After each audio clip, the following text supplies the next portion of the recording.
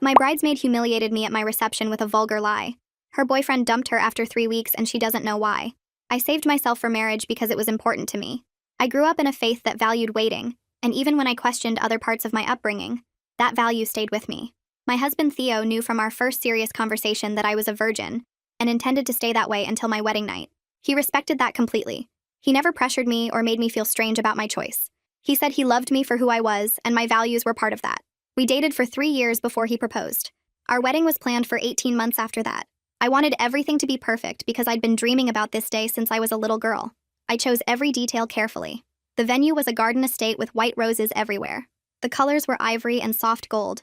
The food was elegant and the music was tasteful. I wanted my wedding to reflect who I was as a person. Classy, thoughtful, intentional. I asked my childhood friend Gemma to be one of my bridesmaids. Yep, we'd known each other since kindergarten, and even though we'd grown apart over the years, I thought including her would honor our history. Gemma had become a different person in adulthood. She partied constantly and made crude jokes and dated a new guy every few weeks. I didn't judge her lifestyle, but we didn't have much in common anymore. Still, I thought she could set that aside for one day to support me. I was wrong. The ceremony was beautiful. Theo cried when he saw me walk down the aisle. We exchanged vows we wrote ourselves, and my grandmother's ring went on my finger. Everything was exactly as I'd imagined. Then the reception started, and Gemma decided to make it about herself. I didn't know about the cake until it was too late. Gemma had arranged for a secondary cake to be brought out during the dessert hour. She told the catering staff it was a surprise from the bridal party. Nobody thought to check with me because bridesmaids do surprises sometimes. The cake was shaped like a male body part, explicitly, vulgarly, unmistakably. It was also dark chocolate, which became relevant when Gemma grabbed the microphone and announced the surprise to the entire reception. She wheeled out the cake herself and said this was her special gift to the bride. Then she said the words, "I will never forget." She said big and black, just like how she likes it. She laughed like it was the funniest thing anyone had ever said. A few people laughed uncomfortably. Most people stared in horror.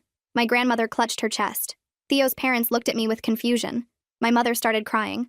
My new husband looked at me trying to understand what was happening. I stood there in my white dress watching everything I'd planned fall apart because my bridesmaid decided to humiliate me with a lie. I had never been with anyone. Ever. Gemma knew this because I'd told her years ago during a conversation about our different choices. She knew I was waiting for marriage. She knew that cake and that comment were complete fabrications designed to shock my family and embarrass me in front of everyone I loved. She did it anyway because she thought it was funny. I didn't cry. I didn't scream. I walked over to Gemma and told her to leave. She laughed and said I needed to relax. She said it was just a joke and everyone knew bachelorette parties had stuff like this. I told her this wasn't a bachelorette party. This was my wedding reception with my grandparents and my husband's conservative family and my church community. She rolled her eyes and said I was always too uptight. I told her again to leave. She finally seemed to realize I was serious. She grabbed her purse and walked out, muttering about how I couldn't take a joke. The catering staff removed the cake immediately. Theo's brother made an announcement that there was a misunderstanding and the reception would continue. People tried to move on, but the damage was done. I spent the rest of my wedding night answering questions and explaining to relatives that Gemma's comment was a lie. My grandmother asked me directly if I'd been living a double life. My father-in-law looked uncomfortable around me for the rest of the evening. My mother kept apologizing like it was somehow her fault for letting Gemma be in the wedding. Theo held my hand the entire time and told everyone who would listen that I was exactly who I'd always said I was. He defended me constantly, but it didn't erase what happened. We left for our honeymoon 2 days later. I tried to forget about Gemma and focus on starting my marriage, but every time I closed my eyes, I saw that cake and heard those words. She had taken something sacred from me. Not my virginity, because that was still mine to give to my husband, but my wedding day. 2 months after the honeymoon, I got a call from Gemma's sister asking why I'd done that to her. I had no idea what she was talking about, until she sent me the screenshots. Apparently, someone had been very busy making sure every single person in Gemma's life knew exactly what kind of friend she really was, and they all thought it was me. The screenshots filled my phone screen with message after message. Each one showed Gemma's face next to that horrible cake. The image shared across platforms I didn't even know existed. Someone had posted to her company's internal feedback portal with photos from the reception. Another anonymous account sent detailed descriptions to her apartment building's community board. A third contacted her extended family through Facebook, tagging aunts and uncles and cousins in posts that described exactly what she'd done at my wedding. The messages were identical in their factual tone, listing the date, the location, the words she'd said into that microphone.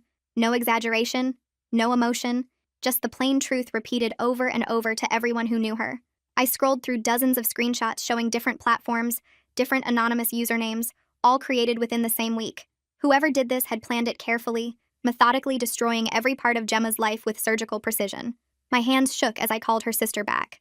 She answered on the first ring, and I started talking before she could accuse me again. I told her I'd been on my honeymoon in Greece for 2 weeks, that I had plane tickets and hotel receipts and photos to prove I wasn't anywhere near a computer during most of this campaign. She interrupted to say that didn't matter because I could have set it up before I left or hired someone to do it while I was gone.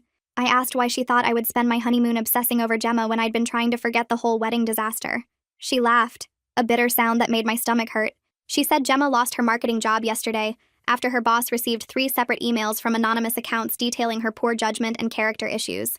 She said Archer broke up with Gemma 3 weeks ago without any explanation, just packed his stuff and left. She said half of Gemma's friend group won't return her calls anymore because they all received messages about what kind of person she really is. Before I could respond, she hung up. I found Theo in our bedroom folding laundry like nothing was wrong. I showed him the screenshots without saying anything. He took my phone and sat on the edge of our bed, scrolling through each image with his face completely still. I watched his expression change from confusion to understanding to something I couldn't identify. When he finally looked up at me, his eyes were cold in a way I'd never seen before.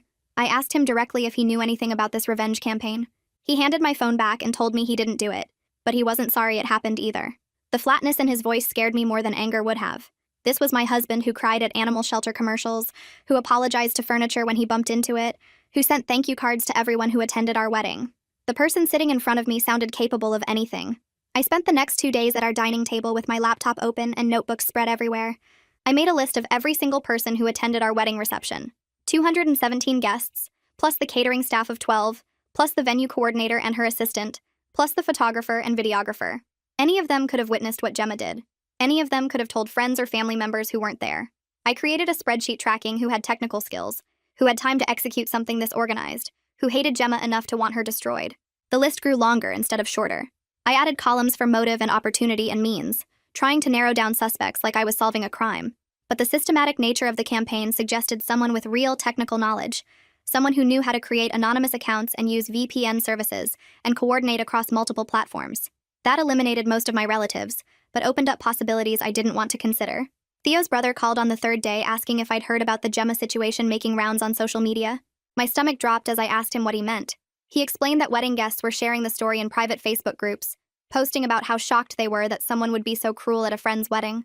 He said most people were commenting that Gemma got what she deserved, that you can't humiliate someone like that without consequences. Then he paused and told me a few people were asking questions about whether I had orchestrated the revenge myself. I sat down on the kitchen floor because my legs stopped working. The idea that people were discussing this at all, that my wedding disaster was now entertainment for strangers online, made me feel sick. I told Theo's brother I had nothing to do with it, and he said he believed me, but his voice had doubt in it.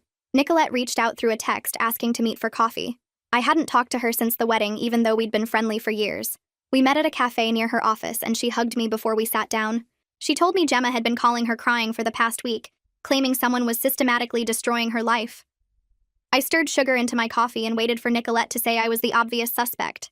Instead, she described how Gemma lost her job at a marketing firm after her boss received detailed emails about her judgment and character issues. She said Archer broke up with Gemma 3 weeks ago without any explanation, just told her it wasn't working, and moved out. She said Gemma's friend group had split into people who still talked to her, and people who thought she got what was coming. Nicolette watched me carefully as she shared all this, studying my face for reactions. I realized the timeline meant whoever did this started almost immediately after our wedding, while Theo and I were still on our honeymoon trying to salvage something good from the whole disaster. The anonymous email arrived that evening with no subject line and no text in the body, just an attachment labeled Timeline, PDF. I almost deleted it as spam, but something made me click.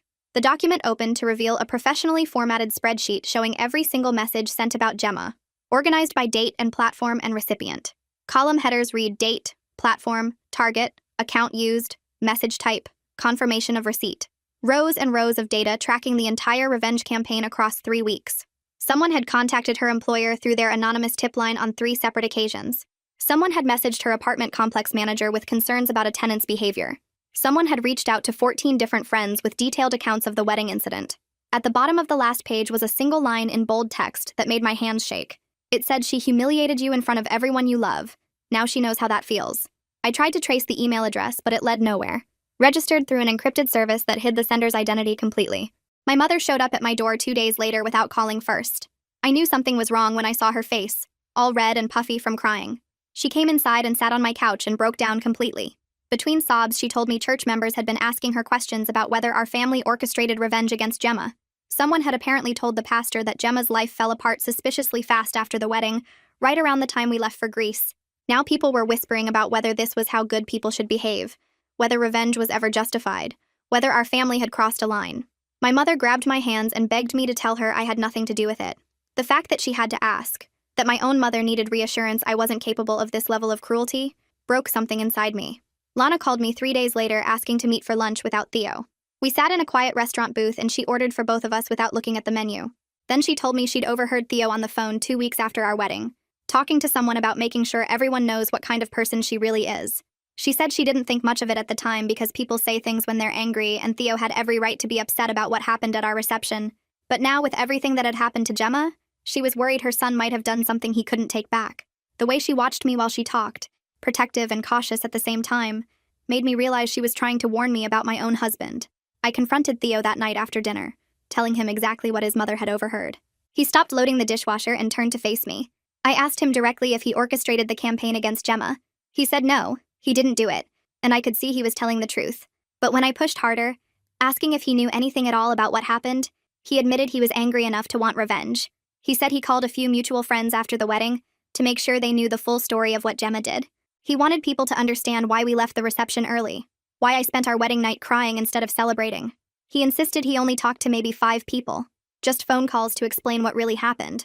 He swore he never contacted Gemma's employer or created anonymous accounts or coordinated any kind of systematic campaign. I wanted to believe him, but the coldness in his voice when he first saw those screenshots kept echoing in my mind. I spent the next 3 days jumping every time the doorbell rang or my phone buzzed. Every shadow in the hallway made my heart race.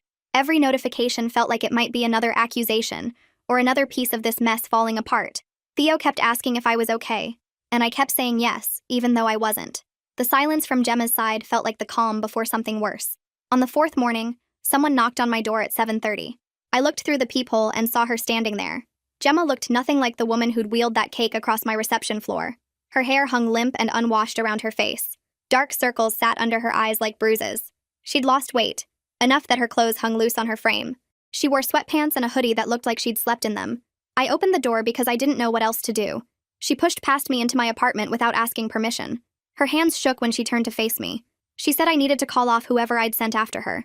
She said she was sorry for what she did at the wedding and she'd learned her lesson. Her voice cracked on the word lesson like she might cry. I told her I genuinely didn't know who was doing this. I said I'd been trying to figure it out myself because everyone thought it was me. She laughed then, this bitter sound that had nothing to do with humor. She said I was a liar just like she'd called me at the wedding. She said I'd always been good at playing innocent while getting exactly what I wanted. The words hit me like a slap. I stood there watching her fall apart in my living room and something dark moved through my chest. Part of me wanted to comfort her. Part of me wanted to tell her to leave. And part of me, this small, terrible part, felt satisfied seeing her suffer. That last part made me feel sick. She left without saying goodbye, just walked out and slammed the door behind her. I sat on my couch shaking for 20 minutes after she was gone. I kept thinking about how she looked, how broken she seemed, and I couldn't separate my horror from my relief. That afternoon, I looked up private investigators in my area. I needed to know the truth, even if it meant finding out someone I loved had done this, even if it meant confirming Theo had lied to me. I called 3 different offices before I found one willing to trace anonymous online accounts. The investigator's name was printed on his business card in plain black letters. He said it would take a few days and cost more than I wanted to spend. I paid the deposit anyway. 3 days later, he called me back to his office. The report sat on his desk in a manila folder, professional and impersonal. He opened it and started walking me through what he'd found. The accounts were created using something called VPN services and encrypted email. He said it showed technical skill beyond what most regular people could manage. Someone knew what they were doing, knew how to hide their tracks, knew how to stay anonymous while destroying someone's life piece by piece. He'd identified at least 7 different anonymous identities used to contact people in Gemma's life. All of them were created within days of my wedding. All of them went dormant 2 weeks ago, right around when her boyfriend broke up with her. The timeline made my stomach turn. Whoever did this started immediately after watching Gemma humiliate me. They spent weeks systematically taking apart her life. Then they stopped when they decided she'd suffered enough. The investigator kept talking, but I barely heard him. He mentioned something about messages sent to employers and friend groups. He talked about coordination and planning. Then he said something that made me focus again. He said there was an interesting detail about her boyfriend. The investigator pulled out another page from the folder. He said someone named Archer received an anonymous package at his home. The package contained printed screenshots of text messages between Gemma and another man. The messages were sent during the time she was dating Archer. They were flirtatious, suggesting Gemma was seeing multiple people at once. I sat back in the cheap office chair. I'd never known about Gemma cheating on anyone. She'd mentioned Archer a few times, but never said anything about seeing other guys at the same time, which meant whoever orchestrated this campaign had access to her private messages. They'd hacked into her phone or her computer or her accounts. They'd read through her personal conversations looking for ammunition. The level of invasion made me deeply uncomfortable, even though Gemma had hurt me first. That night, Theo and I had our worst fight since getting married. I told him I was disturbed by what the investigator found. I said the extent of the revenge bothered me regardless of who did it. Theo stopped loading the dishwasher and turned to face me. His jaw was tight. He said Gemma deserved everything she got and more. He said she tried to destroy my reputation and our marriage before it even started. He said she stood in front of our families and church community and lied about my sexual history. I told him I understood being angry, but this went too far. I said believing in proportional justice didn't make me weak. I said his inability to see the moral problem with hacking someone's private messages scared me. He stared at me like I'd grown a second head. He asked if I was seriously defending the woman who humiliated me at our wedding. I said I wasn't defending her. I was questioning whether this response was right. We went back and forth, voices getting louder, until I finally grabbed my pillow and went to the guest room. We slept in separate rooms for the first time ever. The next morning, my grandmother called while I was making coffee. Her voice sounded shaky on the phone. She said she'd been thinking about something and needed to tell me. She said Theo's brother approached her the week after the wedding. He asked detailed questions about exactly what Gemma said and did. He claimed he wanted to make sure the family had the full story straight. My grandmother said she thought it was odd at the time but didn't mention it because she was so upset about everything. Now she was wondering if maybe he'd been gathering information for a specific purpose. I thanked her and hung up. My hands felt numb. Theo's brother worked in computers, something technical that I'd never fully understood. He was quiet and methodical, the type of person who planned things carefully. I thought about him making that announcement at the reception, taking control when everything fell apart. I thought about how protective he'd been of me that night. I drove to his apartment without calling first. He answered the door in gym clothes, surprised to see me. I walked in and asked him directly if he'd done this to Gemma. He said no immediately. He said he didn't know what I was talking about. I told him about the investigator's report, about the technical sophistication, about the timeline. I told him what my grandmother said about his questions. His face changed. The denial fell away, and something else took its place. Guilt, maybe, or resignation. He sat down on his couch and put his head in his hands. Then he admitted everything. He said he orchestrated the entire campaign. He said he worked in something called cybersecurity, that he had skills in digital investigation and anonymous communication. He said watching Gemma humiliate me in front of our entire family made him so angry he couldn't let it go. He said seeing my grandmother clutch her chest and my mother cry while Gemma laughed was more than he could stand. He spent 2 weeks after the wedding digging into Gemma's life. He found her vulnerabilities, her secrets, her weak points. Then he systematically exposed her to everyone who mattered to her. He looked up at me with red eyes and said he did it for me, for our family. He showed me everything on his laptop. The full scope of what he'd done spread across multiple documents and folders. He'd hacked Gemma's social media accounts to find the cheating texts with Archer. He'd created multiple anonymous identities to contact her employer with reports about her judgment and character. He'd sent detailed accounts of the wedding incident to her friend groups, making sure everyone knew what kind of person she was. He'd even contacted her apartment complex suggesting she might be unstable, planting seeds of doubt everywhere. He said he stopped when Archer broke up with her because he felt that was enough damage. He said it so casually, like ruining someone's entire life was just a task he'd completed. The way he described it made me feel sick. I told him he had no right to do this in my name. I said he turned me into someone I wasn't. I said he violated another person's privacy in ways that might be illegal. He looked at me with this intensity in his eyes. He said Gemma violated my dignity first. He said she lied about my sexual history in front of my conservative family and church community. He said she could have damaged my marriage and reputation permanently. Then he asked if I was really going to pretend I wasn't relieved that she faced consequences. I wanted to deny it completely. I wanted to say I felt nothing but horror, but I couldn't. Some part of me was relieved and I hated myself for it. I spent the next 4 days thinking about what to do. I barely slept. Theo kept trying to talk to me, but I couldn't look at him without thinking about his brother. I thought about calling the police. I thought about what charges might apply, whether hacking and harassment could be proven. I thought about Gemma and whether she deserved this level of destruction despite what she'd done to me. Finally, I called Theo's brother and told him my decision. I said I wasn't going to report him to the police, but I said he needed to confess to Gemma in writing and face whatever consequences she chose. I also told him I couldn't have a relationship with him anymore. I said I couldn't trust someone who thought this level of violation was acceptable, even if his intentions came from wanting to protect me. Theo overheard the conversation. He came into the room after I hung up and his face was red with anger. He said his brother was protecting our family. He said I was throwing away family loyalty over someone who didn't deserve my concern. He said his brother didn't deserve to be cut off for defending me. The rift between us felt enormous. maybe permanent. 2 days later, I got an email from Gemma. The subject line just said confession. Inside was a forwarded message from Theo's brother. He'd written her a detailed apology explaining his motivations without excusing his actions. He listed everything he'd done, every account he'd created, every person he'd contacted. He said he was sorry for going too far, even though he believed she'd hurt me first. Gemma's message to me was short. She said she wasn't going to press charges because she knew what she did was horrible too. She said we were even now. She said she never wanted to hear from anyone in my family again. The relief I felt was complicated by guilt and sadness. Our childhood friendship was destroyed so thoroughly that nothing remained but ashes and bad memories. The morning after Theo's brother confessed, I told Theo we needed to see a marriage counselor. He didn't want to go at first. He said we could work things out ourselves and that bringing in a stranger felt like giving up. I told him I wasn't giving up, but I couldn't keep having the same fight where we talked past each other without understanding why we saw things so differently. He finally agreed, but I could tell he thought it was unnecessary. Our first session was awkward and tense. The counselor was a woman in her 50s who specialized in helping newlyweds navigate conflict. She asked us to each explain what brought us in, and Theo went first. He talked about how his brother had defended me when someone hurt me badly, and how I was punishing his family for protecting me. I sat there listening to him frame it like I was being ungrateful instead of concerned about the methods used. When it was my turn, I explained what his brother had actually done. The hacking, the anonymous accounts, the systematic destruction of someone's entire life. I said I understood Theo's protective instincts came from love, but that I needed a partner who respected my boundaries even when defending me. The counselor asked Theo if he understood why the revenge campaign troubled me, and he said he understood intellectually, but emotionally, he still felt his brother did the right thing. She asked me if I could see why Theo felt torn between his wife and his brother, and I admitted I could, but that didn't make it okay.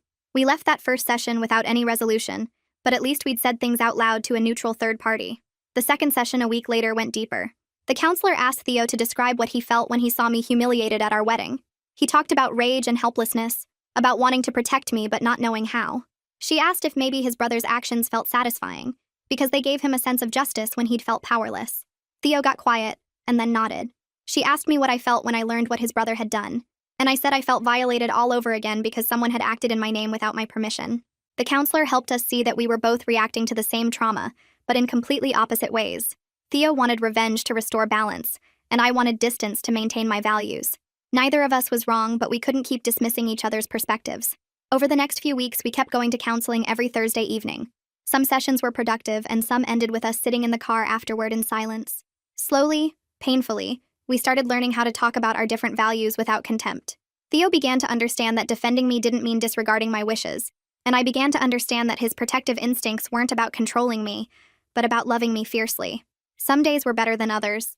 Some nights we went to bed without really resolving anything, and just held each other because that was all we could do. I also knew I needed to talk to my family directly about what happened. The rumors and speculation were eating away at relationships that mattered to me. I called my mother first and asked if we could meet for coffee. She arrived looking worried and tired. I told her the whole truth about Theo's brother orchestrating the revenge campaign, and how neither Theo nor I had anything to do with it. She listened without interrupting, and when I finished, she started crying. She said she'd been so afraid I'd become someone cruel and vindictive, and hearing that I hadn't made her feel like she could breathe again. But she also said she understood why someone would want to retaliate after what Gemma did. The conversation didn't fix everything, but it helped. My grandmother was next. I drove to her house on a Saturday afternoon and found her in her garden. I sat with her on the bench under her rose bushes and explained everything. She patted my hand and said she was relieved to know the truth. Then she surprised me by saying she'd wanted to do something to Gemma herself after the wedding. She said watching that girl humiliate me in front of everyone had made her so angry she'd lost sleep over it. She admitted she understood the impulse to retaliate even if the methods were extreme. We sat there together in the garden, and I realized my grandmother wasn't as purely innocent as I'd always thought. She'd just never had the tools or opportunity to act on her darker impulses. My father-in-law was the hardest conversation. I asked Theo to set up a meeting, and we drove to his parents' house on a Sunday. Lana made tea and then left us alone in the living room. I explained that Theo's brother had been responsible for everything, and that we'd only found out after it was already done. My father-in-law listened with his jaw tight and his hands clasped. When I finished, he said he was uncomfortable with the whole situation, and thought we should all just move forward and never speak of it again. He didn't ask questions or want details. He just wanted it buried. I understood that was his way of coping, but it felt incomplete. Still, I'd done what I could to establish honesty, even if it didn't lead to full reconciliation. 3 months after my wedding, I was still processing everything. I'd wake up some mornings and think about Gemma and feel nothing but anger. Other days, I'd remember our childhood friendship and feel sad about how thoroughly it had been destroyed.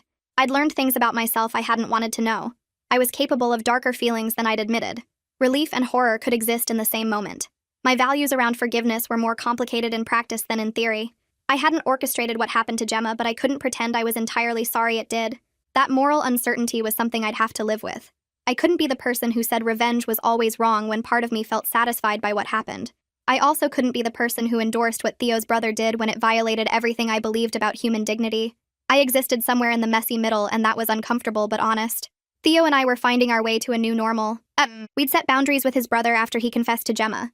We still saw him at family gatherings, but kept things civil and distant. Theo had accepted that I couldn't have a close relationship with someone who'd acted that way regardless of his intentions. We'd also agreed that any future conflicts would be handled together before anyone else got involved. No more family members taking justice into their own hands. My wedding day could never be reclaimed. Some family relationships remained awkward. My father-in-law still looked uncomfortable around me sometimes, and I knew he associated me with drama and scandal now. My grandmother asked fewer questions about my life because she didn't want to hear anything else upsetting. My mother worried constantly that something else would go wrong. But I was learning that real life didn't offer clean endings or perfect resolutions. Sometimes you just had to accept that messy and imperfect was the best you were going to get, and find a way to build something good anyway. Theo and I were building that good thing slowly. We were learning each other's boundaries and triggers. We were practicing talking through disagreements before they became fights. We were choosing each other even when it was hard. That wasn't the fairy tale I'd imagined when I was planning my perfect wedding, but it was real, and it was ours.